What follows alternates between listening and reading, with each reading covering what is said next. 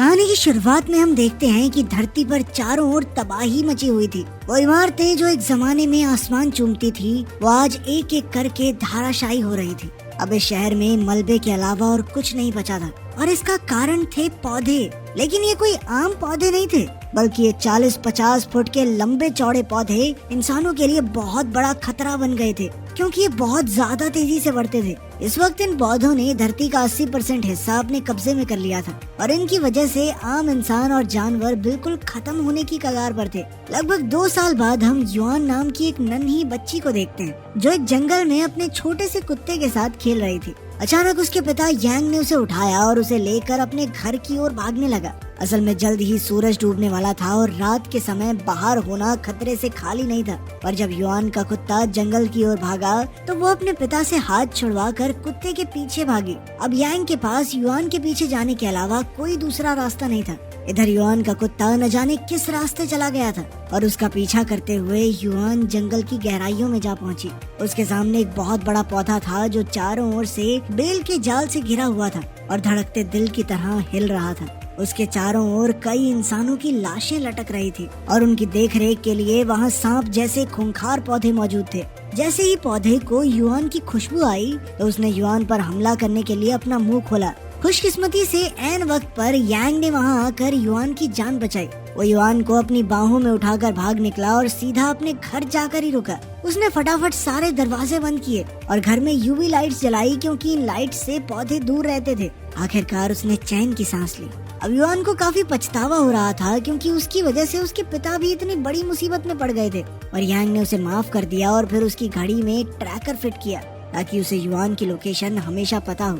फिर उसने युआन को सुला दिया और बाद में खुद भी सो गया। तब उसे कई साल पहले का सपना आया जब यांग अपनी मर चुकी पत्नी और युआन के साथ गाड़ी में कहीं जा रहा था। उसकी पत्नी एक साइंटिस्ट थी जो एक खास प्रोजेक्ट पर काम कर रही थी, जिसमें वो नई किस्म के ताकतवर पेड़ पौधे बनाने की कोशिश कर रही थी। ऐसा इसलिए था क्योंकि धरती पर पेड़ पौधे बहुत तेजी से कम हो रहे थे और धरती का एक बहुत बड़ा हिस्सा बंजर होने लगा था। तभी अचानक उसके लैपटॉप पर एक इमरजेंसी वीडियो कॉल आई, जिसमें उसका एक साथी उसे इन नए पौधों के बारे में सावधान कर रहा था। उसी पल उनके आसपास के लोग जोर जोर से चिल्लाकर अपनी गाड़ियों से भागने लगे। तो यांग भी अपनी गाड़ी से बाहर निकला, पर तब तक बहुत देर हो चुकी थी, क्योंकि इन खूंखार पौधों ने इंसानों पर जबरदस्त हमला बोल दिया था। अचानक युआन की चीखों के शोर से यांग की नींद खुली और वो तुरंत उसके कमरे की ओर भागा। उसका कमरा यूवी लाइट से रोशन था, लेकिन फिर भी राक्षसी पौधे ने उसके बिस्तर को उठाया और जमीन तोड़कर उसे जमीन के अंदर ले गया।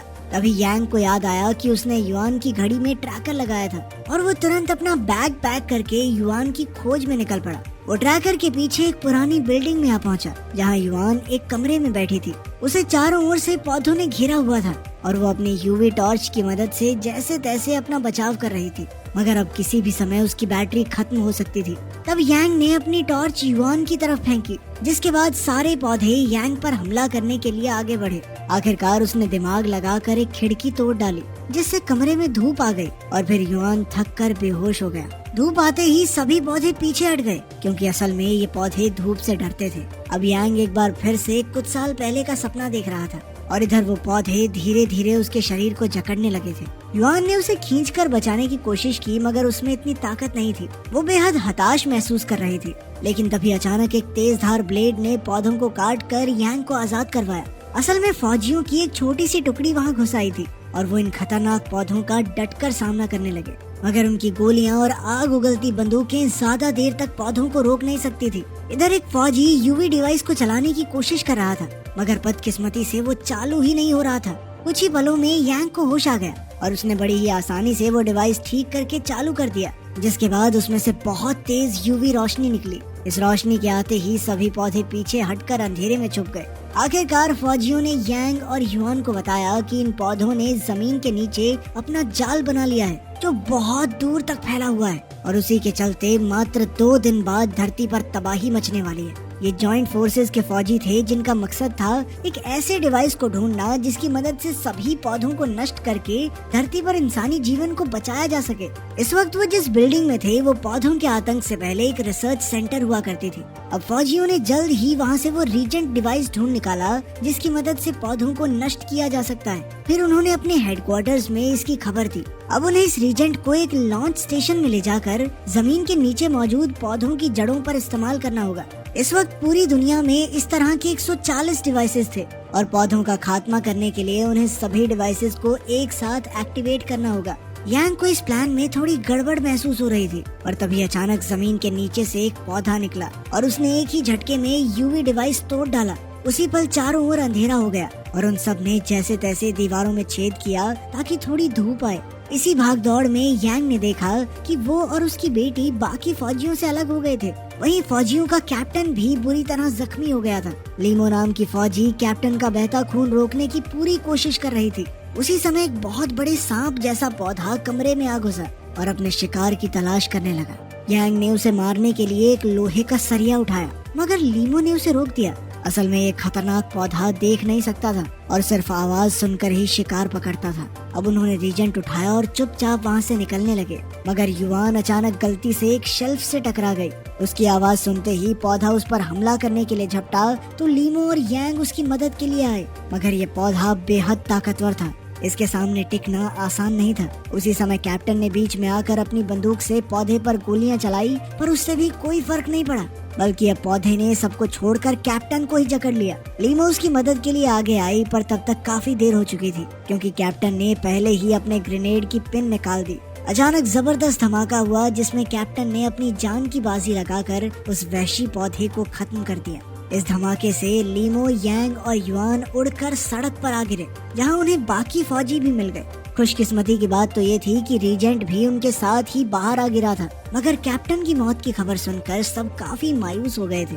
उनका इंजीनियर भी इस हमले में मारा गया था, इसलिए उन्होंने यांग को अपने साथ चलने को कहा, क्योंकि उसने फटाक से जुगाड़ से वो यूवी डिवाइस ठीक कर दिया था। मगर अब यांग ने उनके साथ चलने से इनकार कर दिया, क्योंकि अब तो वो और उसकी बेटी सुरक्षित थे और उसके लिए अपनी बेटी की सेफ्टी से ऊपर और कुछ नहीं था, क्योंकि इस दुनिया में उसकी बेटी के अलावा उसका कोई नहीं था। मगर युआन अपने पिता की इस बात से खुश नहीं थी। वो तो खुद चाहती थी कि उसके पिता दुनिया की रक्षा करें, क्योंकि अगर उसकी माँ जिंदा होती तो वो भी यही करती। उसकी इन बातों से यांग का जमीर जाग उठा और वो फौजियों के साथ मिशन में शामिल हो गया। जब वो सब शहर से गुजर रहे थे तो उन्हें दूसरी टीम का सिग्नल मिला, जिसमें सिर्फ 2 शब्द सुनाई दिए, ग्रीन टाइड। उसी पल अचानक जमीन फटने लगी और बड़ी बड़ी बिल्डिंग्स टूटकर नीचे गिरने लगी। अब उनका ग्रुप उल्टी दिशा में भागा, मगर ग्रीन टाइड ने अपने असली रूप में आकर हमला कर दिया। ग्रीन टाइड बहुत सारे पौधों से मिलकर बनी ताकतवर लहर जैसी थी, जो कि इन बड़ी बड़ी बिल्डिंगों जितनी ऊंची थी। ये टाइड जमीन से निकलकर सब कुछ तहस नहस कर देती थी और जो भी इनके रास्ते में आता वो बच नहीं पाता था। असल में ये तो बस शुरुआत थी, क्योंकि अगले 56 घंटे बाद इनके आतंक से पूरी दुनिया तबाह होने वाली थी।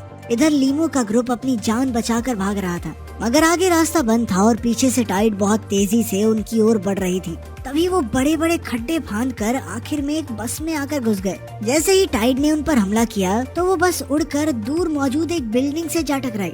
जैसे तैसे उनकी जान तो बच गई, मगर जो आम लोग बाहर थे, टाइड ने उन सबको खत्म कर दिया। अब पौधे शांत हो गए थे, मगर बचे हुए लोगों को महसूस हुआ कि जो तबाही 56 घंटे बाद होने वाली थी वो एक्सपेक्टेड टाइम से बहुत पहले ही हो जाएगी। उन्होंने एक खबर हेडक्वार्टर्स में पहुंचाने की सोची, पर वहां पर सिग्नल ही नहीं था। तभी यांग की नजर सामने वाली बिल्डिंग पर मौजूद एक सिग्नल टावर पर पड़ी और इन दोनों बिल्डिंग्स के बीच में एक पुल था।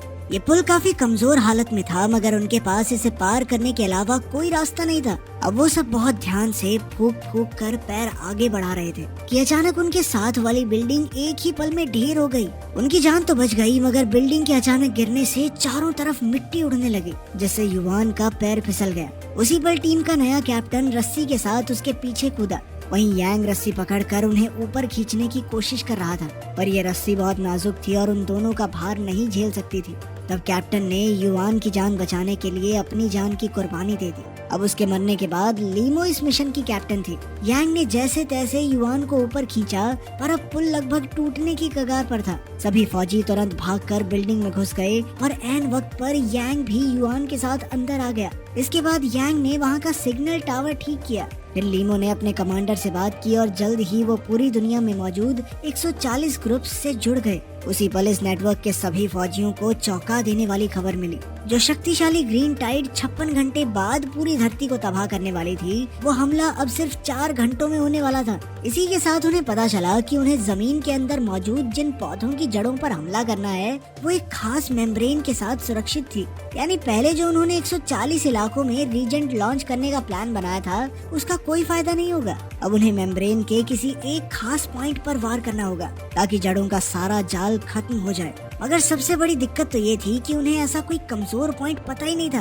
अब तक इस मिशन में सैकड़ों सिपाही अपनी जान गंवा चुके थे और इस मोड़ पर इस मिशन को खत्म करना बिल्कुल सही नहीं होगा। इसीलिए यांग ने एक जबरदस्त भाषण देते हुए सबको मोटिवेट किया। आखिर में पूरे 140 ग्रुप्स ने इस मिशन को अंजाम देने का फैसला किया। हालांकि उनके सफल होने का चांस 0.03% था। खैर, लीमा और उसकी टीम जल्द ही लॉन्च स्टेशन पर आ पहुंची, जहां उन्होंने रीजेंट को मशीन में डाल दिया ताकि वो जमीन में जाकर पौधों की जड़ों को तबाह कर सके। मगर वो क्या जानते थे कि खतरा उनके आसपास ही मंडरा रहा है। इधर एक शक्तिशाली टाइड उन पर हमला करने आगे बढ़ रही थी और उधर रीजेंट को जमीन के नीचे मौजूद उस मेम्ब्रेन ने रोक लिया। वहीं दूसरी ओर बाकी सभी ग्रुप्स को भी इस दिक्कत का सामना करना पड़ रहा था। अब सभी फौजियों की हिम्मत टूटने लगी, पर तभी यांग को एक आइडिया सूझा।